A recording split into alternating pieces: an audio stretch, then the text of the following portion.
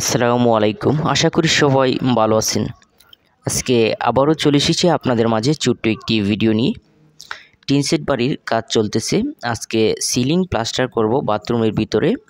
3 ইঞ্চি কাতুনি দিয়ে কাজগুলো করতেছি টিন সেট বাড়ির। এই যে রুমগুলো দেখতে পাচ্ছেন, এই রুমগুলোর সাইজ হচ্ছে 9 ফিট বাই 12 ফিট। এখানে 3টি রুম আছে, প্রতিটা রুমের সাইজ 9 ফিট বাই 12 ফিট এবং যেখানে দাঁড়িয়ে আছি এটা হচ্ছে বারান্দা। এই বারান্দা দিয়ে কিন্তু সর্বপ্রথমে কিন্তু এই দিক দিয়ে কিন্তু ঢোকা হবে। তো এই দিক দিয়ে আপনার ঢোকার পরে এখানে বাম পাশে আছে একটি বাথরুম। তো এটা আর আমি দেখাইলাম না, বাম পাশে আছে বাথরুম এবং সামনে হচ্ছে এই যে জায়গাটা সর্বপ্রথমে কিন্তু ডাইনিং এবং এটা ড্রয়িং রুম। এখানে যে জায়গাটার মধ্যে দাঁড়িয়ে আছি দেখতে পাচ্ছেন, এই জায়গাটা ডাইনিং এবং ড্রয়িং হিসাবে কিন্তু এই জায়গাটা ব্যবহার করা হবে। যেখানে মশলা তৈরি করা হইতেছে, এখানে মশলা তৈরি করতেছি অল্প করে। আজকে দিনের অবস্থা ভালো নয়, আজকে বাথরুমের ভিতরে সিলিং প্লাস্টার করব। আপনার সাথে থাকুন, আপনাদেরকে মেন গুরুত্বপূর্ণ বিষয় জানানোর চেষ্টা করব সিলিং প্লাস্টার করার আগে। আর এখানে রুমগুলি একটু দেখানোর চেষ্টা করব আপনাদেরকে, টিন সেট বাড়ির রুম। তো এই যে রুমগুলো, এই রুমগুলো 9 ফিট বাই 12 ফিট এবং এখানে আরও একটি রুম আছে। এখানে মেন রুম হচ্ছে 3টি, এখানে 2টি, আর সর্বপ্রথমে যেটা দেখাইছিলাম আর এটা হচ্ছে একটি রুম। আর এখানে হচ্ছে যে বাথরুমটা আছে, এখানে আজকে কাজ করব। দিনের অবস্থা ভালো না, এর আগেও কিন্তু বাথরুমের ভিতরে কাজ করেছিলাম, কারণ বৃষ্টির সময় বৃষ্টি আসে, যার কারণে বাইরে বেশি একটা কাজ করতে পারতেছি না। তো ভিতরে প্লাস্টার করব, সাথে থাকুন। মেন গুরুত্বপূর্ণ বিষয় দেখানোর চেষ্টা করব প্লাস্টার করার আগে। এই যে সিলিংটা দেখতে পাচ্ছেন, এই যে সিলিংটা, এটা আপনার আমি দেখেন এখানে কিন্তু সিপিং করা আছে, অর্থাৎ এটাকে আপনার প্লেন রাখা যাবে না। প্লেন যদি রাখা হয় তাহলে কিন্তু আপনার প্লাস্টার ধরে না। দেখেন আপনার এখানে কিন্তু চিপিং করা হইতেছে। দেখেন এই যে এরকমভাবে আপনার, এটা খুবই গুরুত্বপূর্ণ। চিপিংটা প্লাস্টার করার আগে এরকমভাবে ভালোভাবে চিপিং করতে হবে। এই চিপিংটা অনেকেই করেন না। চিপিং কিন্তু গুরুত্বপূর্ণ, কারণ চিপিং করার পরে আপনার ভালোভাবে কাজগুলো করলে আপনার প্লাস্টার কিন্তু টিকসই বেশি করে। আর চিপিং করার পরে অবশ্যই আপনার ভালোভাবে ভিজাইতে হবে।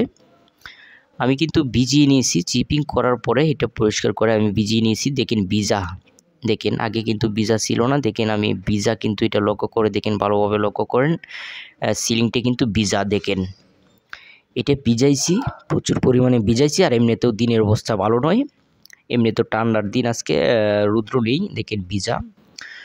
তো এখন এটা আপনার সিমেন্ট গুলে গিরুটিন দিতে হবে। যে বিষয়টা আমি সবসময় বলে থাকি, সিমেন্ট গুলে গিরুটিন এটা খুবই জরুরি।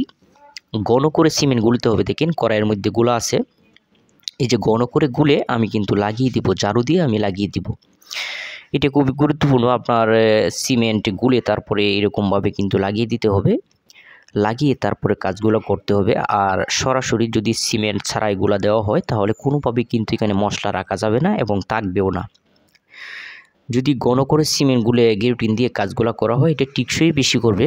আর এমনিতেও এটা এরকমভাবে সিমেন্ট গুলে না দিয়ে কাজটা করা যাবে না, যেহেতু এটা সিলিং প্লাস্টার, এটা মশলা লাগানো যাবে না। আমি প্রতিটা কাজের ক্ষেত্রে বলে থাকি যে আপনার ওয়াল হোক এবং পিলার হোক, যে কোনো ক্ষেত্রে কিন্তু সিমেন্ট গুলে কিন্তু ব্যবহার করতে হবে। সিমেন্ট গুলে ব্যবহার করলে হয় কি, আপনার এটা টিকসই বেশি করে, দীর্ঘমেয়াদী হয়। শুধু সিলিং বলে কথা নয়, ওয়ালের মধ্যেও কিন্তু সিমেন্ট গুলে ব্যবহার করতে হয়, আমি কিন্তু করে থাকি।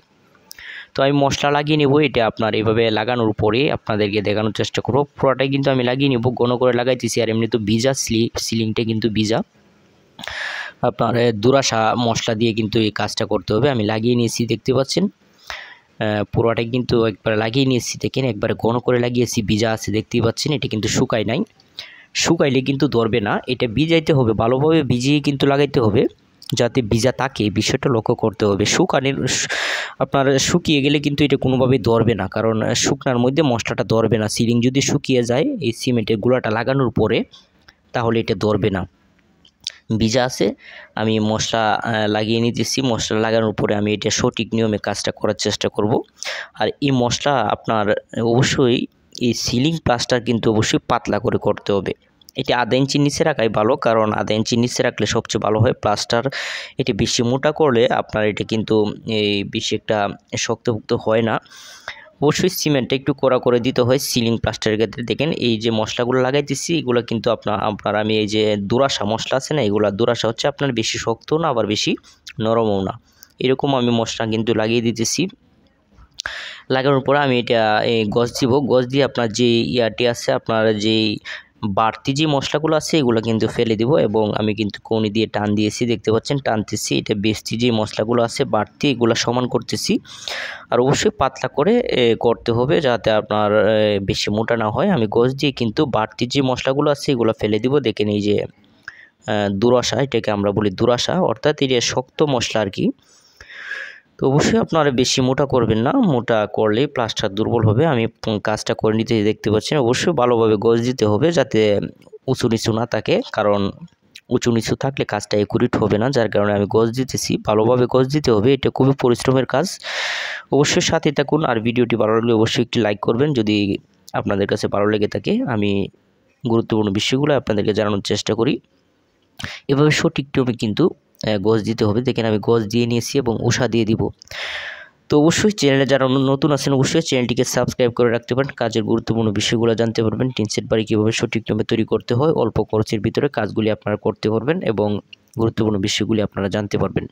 আমি আপনাদেরকে সঠিক বিষয়টাই তুলে ধরার চেষ্টা করি ভিডিওর মাধ্যমে। প্রতিনিয়ত কীভাবে সঠিক নিয়মে কাজগুলি করতে হয় এই বিষয়গুলো আমি তুলে ধরার চেষ্টা করি এবং খরচ সম্বন্ধেও কিন্তু আমি জানানোর চেষ্টা করি।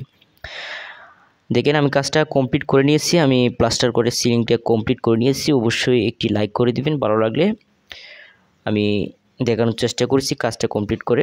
দিনের অবস্থা ভালো নয়, যার কারণে বাইরে আজকে কাজ করি না, এইটাই কাজ করছি আজকে সারাদিনের ভিতরে। আপনারা ভালো থাকবেন, আর পরবর্তীতে আরেকটি গুরুত্বপূর্ণ বিষয় নিয়ে হাজির হব। ধন্যবাদ সবাইকে, আজকে এই পর্যন্তই।